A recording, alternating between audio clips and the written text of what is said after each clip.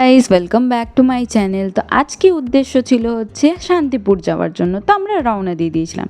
এই ভিডিওটা অনেক দিন আগে শ্যুট করা, কারণ মোটামুটি পুজোর আগে আমরা শান্তিপুর গেছিলাম সেখানের।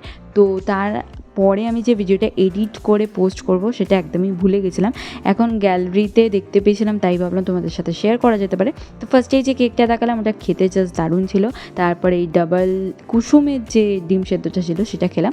তারপরে রওনা দিয়ে দিলাম শান্তিপুরের উদ্দেশ্যে।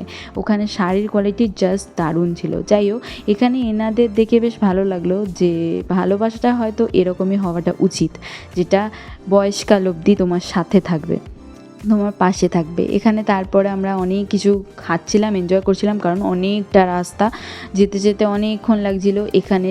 আর তার সাথে সাথে এন্টারটেনমেন্টটা ফ্রি ছিল, যেটা আমার দাদা দিচ্ছিল। যাই হোক, তারপর আমরা নেমে পড়লাম আর টোটো করে চলে এলাম যেখানে যাচ্ছিলাম। তো সেখানটার নাম হচ্ছে মা Lakshmi sari centre, I think ছিল ওটা পুরোটাই। তো অনেকটা দূর ডিস্টেন্সে ছিল, তার মাঝখানে অনেক শাড়ির জায়গা আছে, মানে যাদের বাড়িতে, অ্যাকচুয়ালি ওখানে তো সবার বাড়িতেই শাড়ি পাওয়া যায়। তো সেখানে দাঁড়িয়ে ওই দোকানটায় আমি রেকমেন্ড করবো যে একবার ভিজিট করতে পারো, যদি তোমরা শান্তিপুরে থাকো বা শান্তিপুরে গিয়ে শাড়ি নেওয়ার কথা চিন্তা করছো। ভালো, খুব ভালো রিজনেবল প্রাইসে, তার সাথে সাথে শাড়ির কোয়ালিটিও খুব সুন্দর। তো কী শাড়ি নিয়েছি সেটা তো ভিডিওর লাস্টে তোমাদের ফটোর মাধ্যমে আমি শেয়ার করেই দিচ্ছি। তো তারপর এখানে ঘুগনি মানে ফুচকা নেওয়ার ছিল, আরেকজনরা ট্রফি পেয়েছিল ওটাই দেখাচ্ছিলাম। ফুচকা যা খাওয়ার মানে চপ মুড়ি এগুলো সবই আমরা ট্রেনে এনজয় করছিলাম। আর এটা একটা নতুন জিনিস বিক্রি হচ্ছিলো, সেটাই খেলাম। তারপরে আস্তে আস্তে ট্রেনে করে ঝিকঝিক করতে করতে চলে আসছিলাম বাড়ি।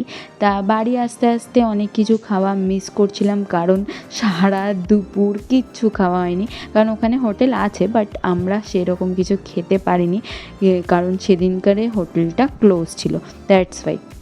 তো তারপর অ্যাজ ইট ইজ আমার লিপস্টিকটা যেরকম ছিল যাওয়ার সময় আসার সময়ও সেম রয়েছে, সেটাই তোমাদের সাথে শেয়ার করছিলাম আর কি। অনেকটা ডিস্টেন্স ছিল, তাই অনেকক্ষণ লেগেছিলো, মানে মোটামুটি পুরো দিনই আমরা ওখানে কাটিয়েছিলাম। তো তোমাদের কিরম লাগলো ভিডিওটা অবভিয়াসলি কমেন্টে জানাতে ভুলো না। আর যদি আমার চ্যানেলে ফার্স্ট টাইম এসে থাকো তাহলে চ্যানেলটা অবশ্যই সাবস্ক্রাইব করে দিও। দেখা হচ্ছে নেক্সট কোনো ভিডিওতে বা ব্লগে। কী শাড়ি নিয়েছি আর কোন শাড়িটা কতটা ভালো লাগলো অবভিয়াসলি কমেন্টে জানাতে ভুলো না। তো দেখা হচ্ছে নেক্সট ভিডিওয়ে। আজকের মতো টাটা।